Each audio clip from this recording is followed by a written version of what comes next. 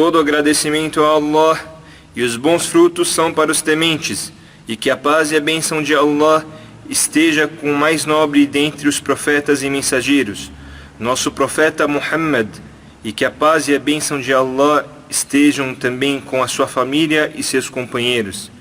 Disse o Shaykh al-Islam Muhammad bin Abdul Wahhab, que Allah tenha misericórdia dele e o perdoe o palestrante e os ouvintes. Disse: o terceiro nível da religião islâmica é o Ihsan, e ele só tem um pilar. Este pilar é você adorar a Allah como se estivesse o vendo. E se você não estiver o vendo, ele está te vendo. E a evidência está na Surat An-Nahl, número 18, versículo 128, onde Allah diz: certamente Allah está com aqueles que temeram-no e aqueles que são muhsinun, benfeitores. E disse Allah, louvado seja, na Surat Ash-Shu'ara, número 26, versículo 217 ao 220: e coloque a sua confiança no Todo-Poderoso, o Misericordioso, que te vê quando você se levanta, e seus movimentos entre os prostradores. Certamente ele ouve tudo e sabe de tudo. E disse Allah, louvado seja, na Surat Yunus, número 10, versículo 61: o que você, ó Muhammad, estiver fazendo, e qualquer parte do Alcorão que você recitar, e não há uma ação que vocês fazem sem que sejamos testemunha sobre vocês quando estiverem envolvidos nela.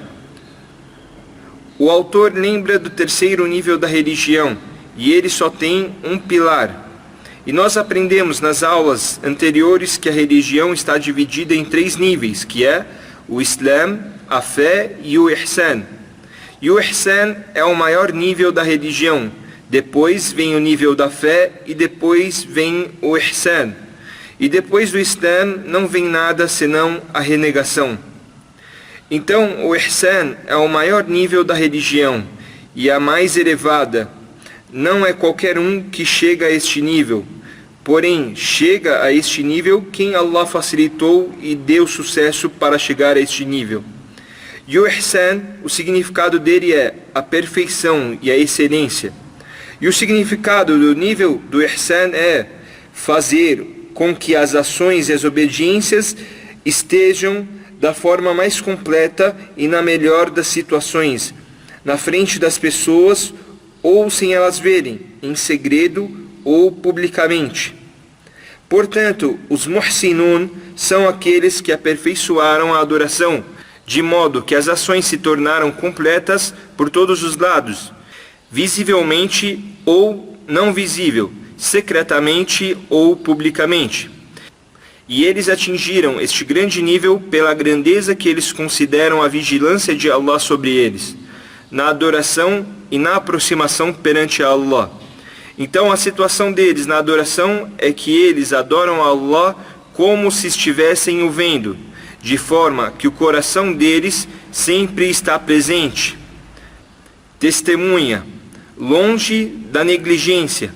Disse o autor, e o Ihsan só é um pilar. Vimos nas aulas passadas que o Islam são 5 pilares, a fé são 6 e o Ihsan é apenas um pilar. E este pilar é você adorar a Allah como se estivesse o vendo. E se você não estiver o vendo, ele está te vendo. E mesmo sendo um pilar só, os sábios dividem este pilar em 2 posições. A primeira, você adorar a Allah como se estivesse o vendo. E esta é a maior das posições, a pessoa fazer as suas adorações como estivesse vendo a Allah, louvado seja. A segunda posição é: e se você não estiver o vendo, ele está te vendo. Ou seja, se você não chegou no nível de fazer as adorações como se estivesse vendo a Allah, então adore-o por saber que ele está olhando para você, ele está te vigiando. O autor lembrou de evidências do Coran sobre o assunto. A primeira evidência é: certamente Allah está com aqueles que temeram-no e aqueles que são muhsinun, benfeitores. Temeram quer dizer, se afastaram e evitaram tudo aquilo que provoca a ira de Allah, se afastar das desobediências e pecados que não agradam a Allah. Então sempre estão atentos aos pecados, tementes e longes de tudo aquilo que desagrada a Allah, louvado seja. E aqueles que são muhsinun, benfeitores na adoração a Allah, e o sentimento de sempre estarem sendo vigiados, observados, e a melhora da condição religiosa deles em segredo ou publicamente. E este versículo evidencia a prioridade, a preferência do ihsan e sua elevada posição pela parte que trata do estabelecimento do acompanhamento específico de Allah, louvado seja, para os muhsinun, os benfeitores, praticantes do ihsan. Este acompanhamento significa a preservação, o suporte, o socorro e a ajuda de Allah, louvado seja. Disse Allah, louvado seja, relatando sobre a história de Abu Bakr as-Siddiq e o profeta Muhammad sallallahu alaihi wasallam quando estavam fazendo a imigração de Meca para Medina. Disse Allah, louvado seja, quando estavam na caverna e ele, o profeta Muhammad sallallahu alaihi wasallam, disse para o seu companheiro Abu Bakr as-Siddiq, que Allah esteja satisfeito com ele: não se entristeça, certamente Allah está conosco. Surah At-Tawbah, número 9, versículo 40. E disse Allah, louvado seja, para Moisés e seu irmão Arão, como revelado no Corão: eu estou com vocês dois, ouvindo e vendo.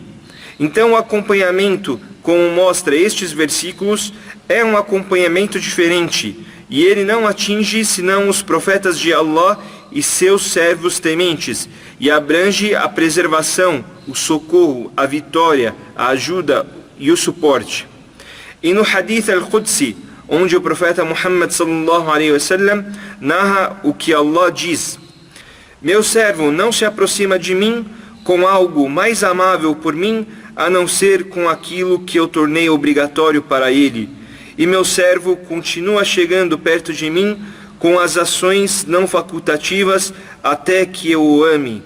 Então, se eu o amar, eu sou a audição que ele ouve, a visão que ele olha, a mão dele que ele toca e os pés dele que ele anda.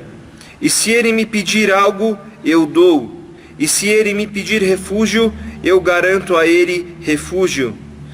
O significado neste hadith de eu sou a audição, a visão, a mão quer dizer que Allah o suporta na audição, na visão, e preserva o seu sentido e preserva os sentidos da pessoa. Então, este versículo que estamos falando sobre ele mostra a preferência do ihsan e a grande recompensa dos muhsinin. E Allah, louvado seja, está com eles, preservando-os, socorrendo-os, ajudando-os e suportando todos eles. Depois o autor lembrou do segundo versículo, onde Allah diz: e coloque a sua confiança no Todo-Poderoso, o Misericordioso, que te vê quando você se levanta, e seus movimentos entre os prostradores. Certamente ele ouve tudo e sabe de tudo. No versículo, quando Allah diz e coloque a sua confiança, quer dizer, confie todas as suas coisas e questões para Allah, entregue tudo a Ele e conte com Ele apenas, unicamente, no trazimento das graças e no afastamento daquilo que causa dano e das calamidades. Então não se direcione a não ser para Ele, e não conte senão com Ele. Continuando o versículo, e coloque a sua confiança no Todo-Poderoso, o Misericordioso. Em outro versículo Allah diz: e coloque a sua confiança no Vivente, aquele que não morre. Portanto, nós só podemos nos direcionar, colocar toda a nossa confiança no Vivente, aquele que não morre. Já o vivo que morre, o vivo que já morreu, ou coisas sólidas que não têm vida, tudo isso nós não colocamos nossa confiança neles. Não se coloca toda a confiança a não ser no vivente, que não morre, e Ele é o Senhor do universo, Ele não tem parceiros. E qualquer outro, além de Allah, ou é um vivo que morrerá, ou vivo que já morreu, ou algo sólido que não tem vida. Todos estes tipos, nós não depositamos nossa confiança neles, não depositamos plena confiança neles. A confiança plena não deve ser depositada a não ser no vivente, que não morre, e Ele é o Senhor do universo, louvado seja. E o profeta Muhammad sallallahu alaihi wasallam costumava dizer na súplica dele: ó Allah, a Ti eu me entreguei, e em Você eu criei, e coloquei a minha confiança sobre Você. A Você eu retorno arrependido, e por Você eu discuto, debato, peço proteção pelo Seu poder. Então Você é o vivente que não morre, e os gênios e as pessoas morrem. Então esta é uma grande lição, um grande benefício nesta parte que falamos da confiança. No versículo, Allah lembra depois de 2 de seus nomes, no final do versículo: e coloque a sua confiança no Todo-Poderoso ou Misericordioso. Isso porque a pessoa que tem confiança em Allah confiou nele, entregou todas as coisas a Ele para que seja livrado de algum dano, ou para que seja trazido graças para Ele. Então, não se pode colocar a confiança plena para adquirir estas coisas, a não ser no Todo-Poderoso, o Misericordioso. Então, Todo-Poderoso é o dominador, que não é derrotado. Então, se você se direcionar a Ele, para que seja removido algo que te causa dano, ou por alguma situação difícil, adversa, então Ele, louvado seja, é poderoso, ou capaz, não é vencido, nem superado.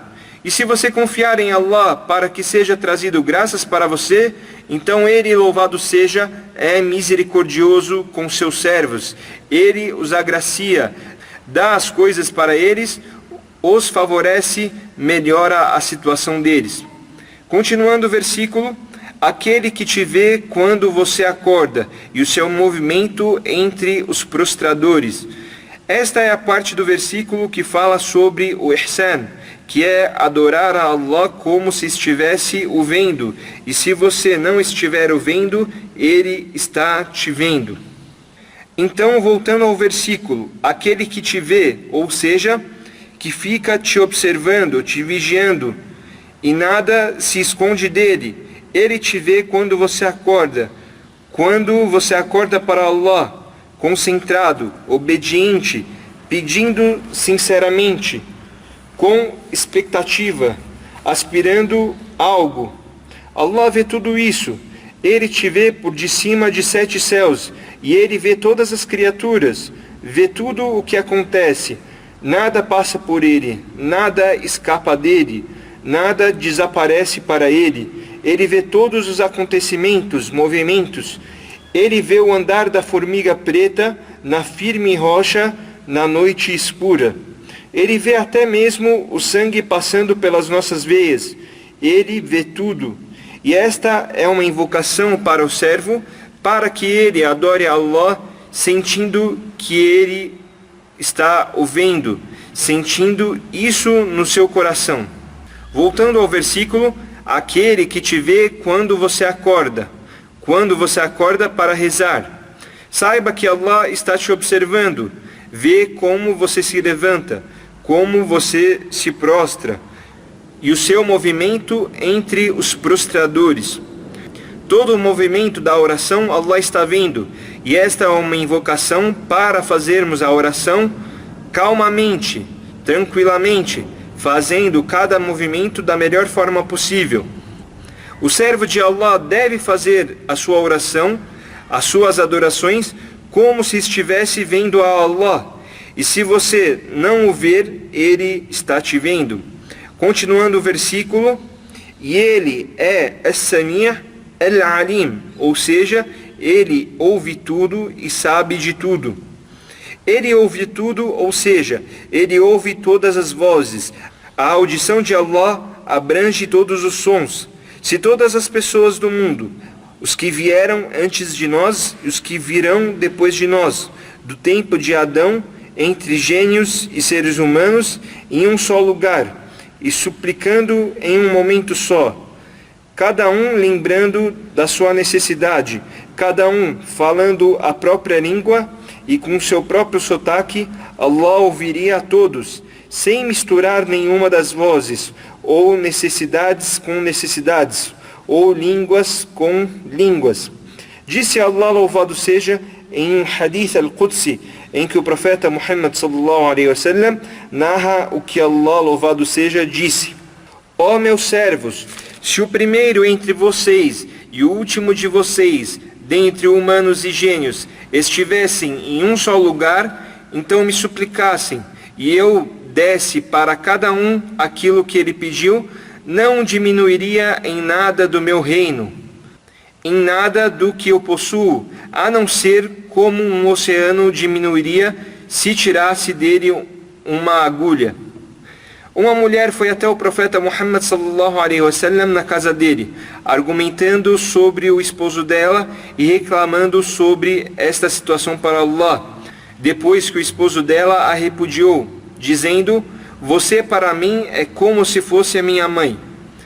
E ela tinha filhos deste homem. Então ela veio até o profeta Muhammad sallallahu alaihi wasallam triste, machucada com estas palavras, discutindo com o profeta Muhammad sallallahu alaihi wasallam sobre o seu esposo e reclamando do seu problema para Allah, louvado seja. Então ela estava falando com o profeta Muhammad sallallahu alaihi wasallam sobre o problema dela, e a Aisha, que Allah esteja satisfeito com ela, estava em casa, e ela disse: eu ouvia algumas palavras e outras passavam por mim. E à medida que ela estava acabando a conversa com o profeta Muhammad sallallahu alaihi wasallam, foi revelada a palavra de Allah para o profeta Muhammad sallallahu alaihi wasallam, onde Allah, louvado seja, disse: certamente Allah ouviu a conversa daquela que discutia contigo, ó Muhammad, a respeito do marido dela, e direcionando a reclamação dela para Allah. E Allah ouviu o diálogo de vocês. Por certo, Allah ouve tudo e vê tudo. Disse a Aisha a respeito deste versículo: glorificado seja aquele cuja audição abrangeu todos os sons. Continuando o versículo que estávamos falando: e ele sabe de tudo, Al-Alim, ou seja, a sabedoria de Allah engloba todos os conhecimentos. Allah sabe o que aconteceu, o que acontecerá e o que não será, se acontecesse, como seria. Exemplo do que Allah sabe o que não será e se acontecesse, como seria, é a palavra dele, onde ele diz na Suratul An'am, número 6, versículo 28. E mesmo se eles, renegadores da fé, retornassem à terra depois da morte, eles voltariam a fazer aquilo que foram proibidos, e eles são mentirosos. Os renegadores da fé não terão oportunidade de voltar para a terra depois de mortos. Eles não serão mortos depois de ressuscitados.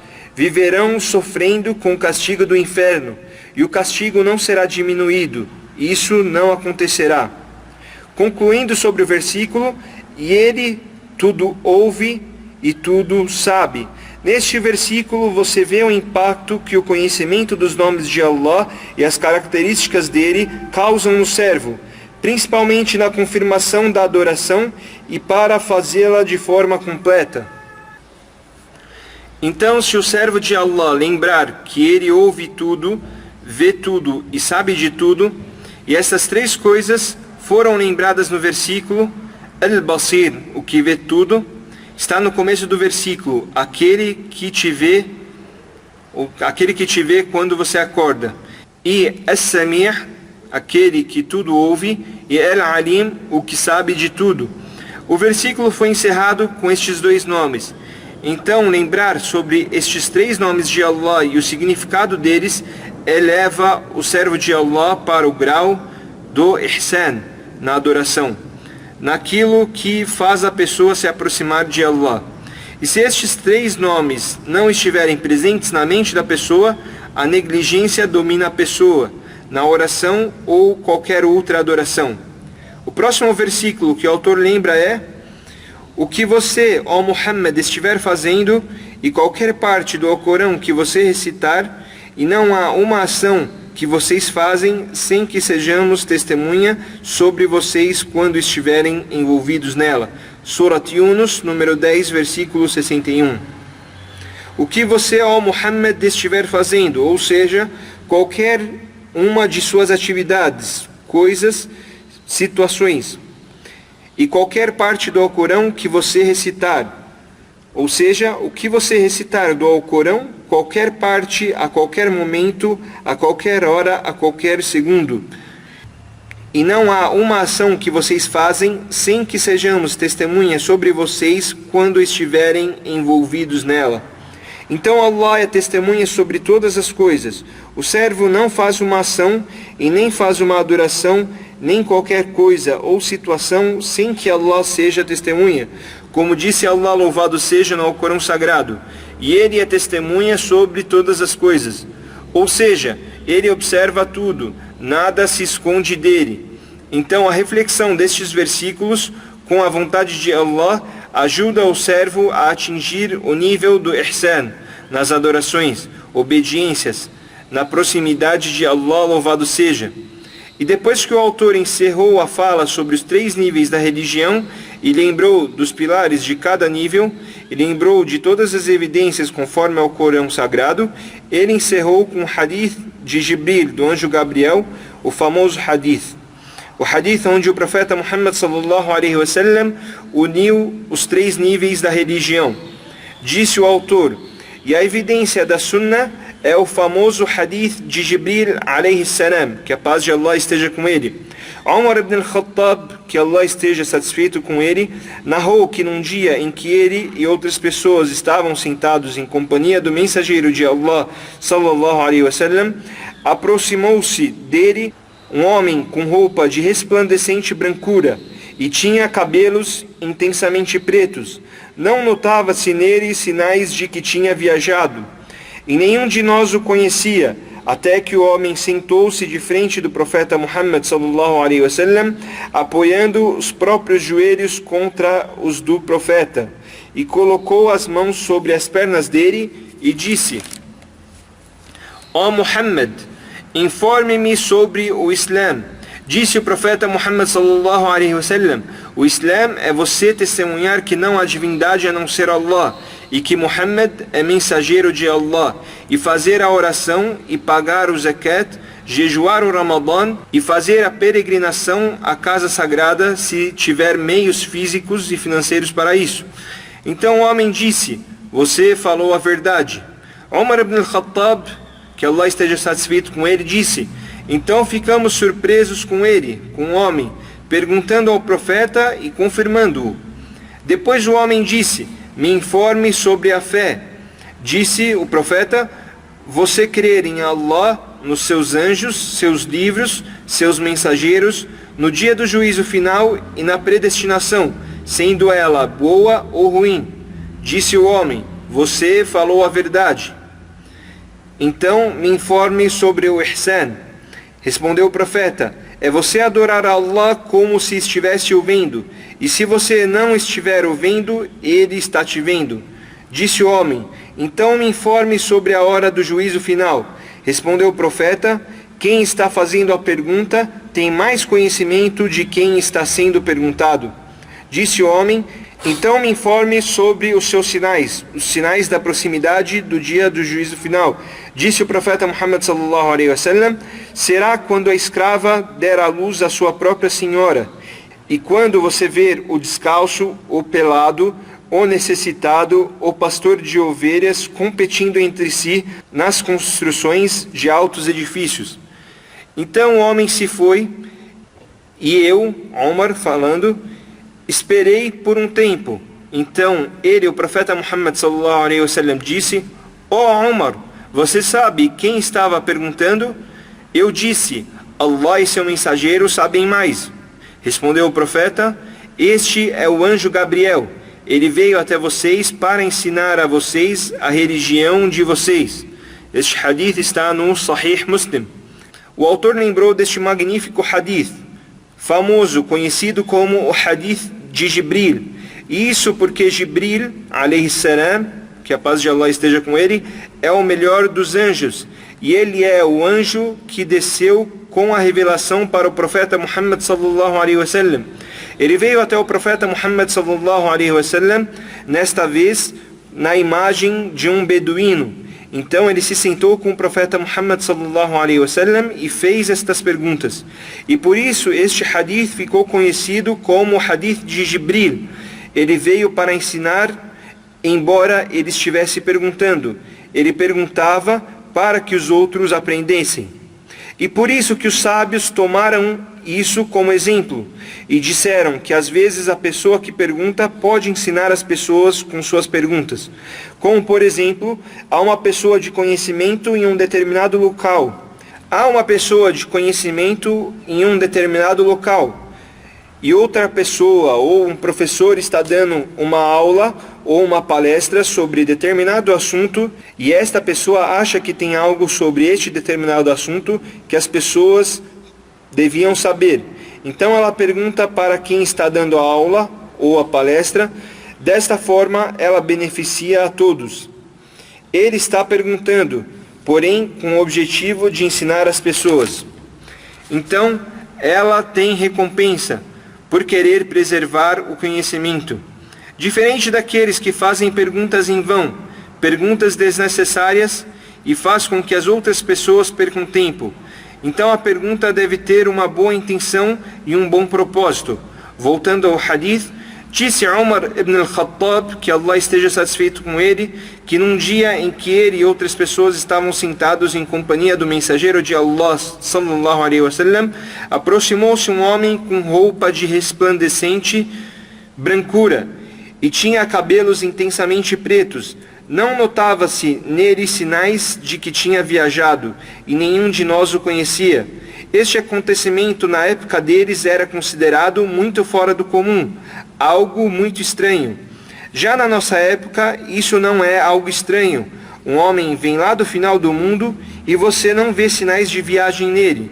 Não se vê os sinais da radiação do deserto, nem os sinais dos fortes ventos que batem contra o corpo, nem o forte sol, nem sinais da terra, poeira do deserto. Você não vê nada disso na pessoa. Já na outra época, antigamente, o viajante era reconhecido pela aparência, que ele realmente era um viajante, porque a poeira enchia o corpo, o sol impactava no corpo, o vento também. Então as pessoas sabiam que tal pessoa era viajante.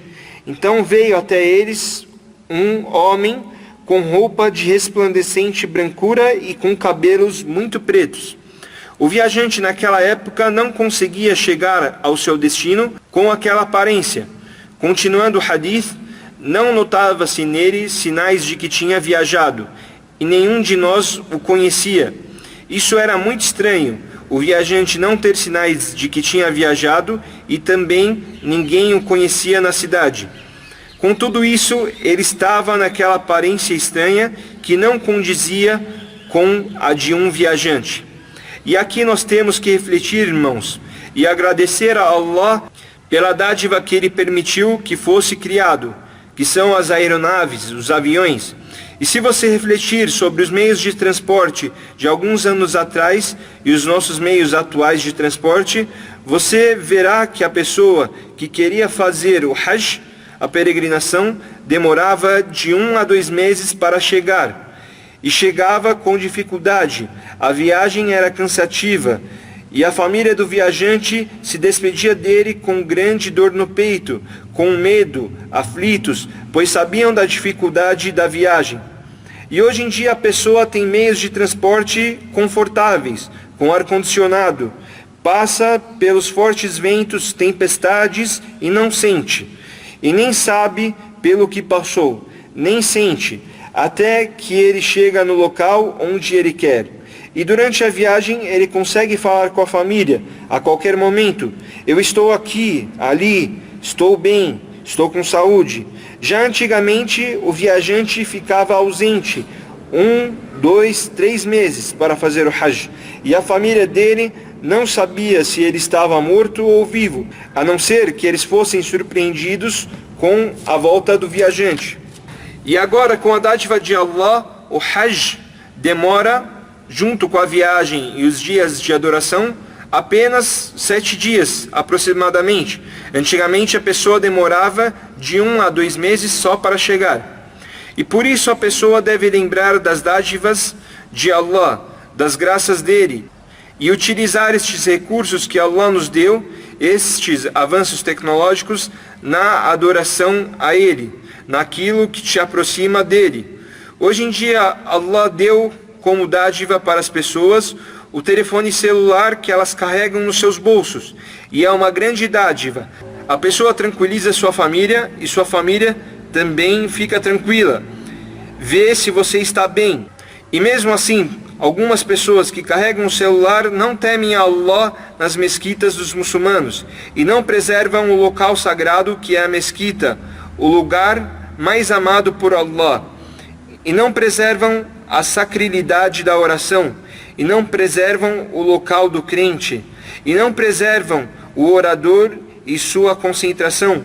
Com isso você vê hoje em dia nas mesquitas as pessoas rezando e a música tocando aqui e ali, dentro das mesquitas.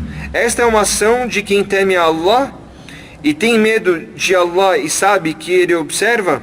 A música que é ilícita, os toques sonoros, tocam nas mesquitas dos muçulmanos, enquanto os muçulmanos estão no ruku' e na prostração, e a música tocando, e ela continua, causando um grande dano, prejudicando a oração, a concentração e a adoração, e causa danos aos servos de Allah na oração deles. Então, será que estas pessoas consideram ou pensaram sobre a dádiva de Allah verdadeiramente? E isso em todos os avanços tecnológicos, como por exemplo o carro, que foi uma grande dádiva que Allah nos deu. E muitas pessoas o utilizam para ir para lugares ilícitos, fazer coisas ilícitas, ouvir coisas ilícitas. Esta pessoa preservou as graças de Allah verdadeiramente? Então o servo de Allah deve se lembrar a dádiva de Allah, louvado seja, para com ele, e agradecer a Allah pela dádiva. E disse Allah, louvado seja, na Surat Ibrahim, número 14, versículo 7. E lembre-se, quando o Senhor de vocês proclamou: se vocês agradecerem, eu certamente aumentarei para vocês as dádivas, as graças. E a pessoa deve preservar as dádivas que Allah nos deu, usando-as na obediência a Allah. Isso faz parte do agradecimento, usar as dádivas de Allah de forma correta, nas obediências a Ele. Então, se a pessoa utilizar as dádivas de Allah nas desobediências a Ele, então a pessoa não está agradecendo a Allah Todo-Poderoso pela dádiva que Ele deu. Continuando o hadith, até que o homem sentou-se de frente para o profeta Muhammad sallallahu alaihi wasallam, apoiando os próprios joelhos contra os do profeta, e colocou as mãos sobre as pernas dele. Ou seja, o homem sentou-se de forma educada e tranquilamente perante ao nobre mensageiro de Allah sallallahu alaihi wasallam, e ele disse: ó Muhammad, informe-me sobre o Islã. Respondeu o profeta: o Islã é você testemunhar que não há divindade a não ser Allah e que Muhammad sallallahu alaihi wasallam é mensageiro de Allah, e fazer a oração, e pagar o zakat, e jejuar o Ramadã, e fazer a peregrinação à casa sagrada se tiver meios para isso. Então o profeta Muhammad sallallahu alaihi wasallam lembrou dos 5 pilares do Islã, e nós explicamos nas aulas anteriores sobre estes pilares. Depois disso, Jibril, o anjo Gabriel, que a paz de Allah esteja com ele, disse: você falou a verdade. Disse a Umar ibn Khattab, que Allah esteja satisfeito com ele: então ficamos surpresos com o homem, perguntando ao profeta e confirmando-o. Então, primeiro eles se impressionaram com a aparência do viajante. Depois desta questão do homem perguntar e confirmar. E quem é que confirma algo? Quem confirma é a pessoa que sabe mais. Portanto, os companheiros do profeta Muhammad sallallahu alaihi wasallam ficaram impressionados pelo fato de o homem perguntar e confirmar ao mesmo tempo, porque isso indica conhecimento por parte de quem pergunta. Agora, quem não tem conhecimento não pode confirmar ou julgar algo como correto. Depois, o homem perguntou: me informe sobre a fé.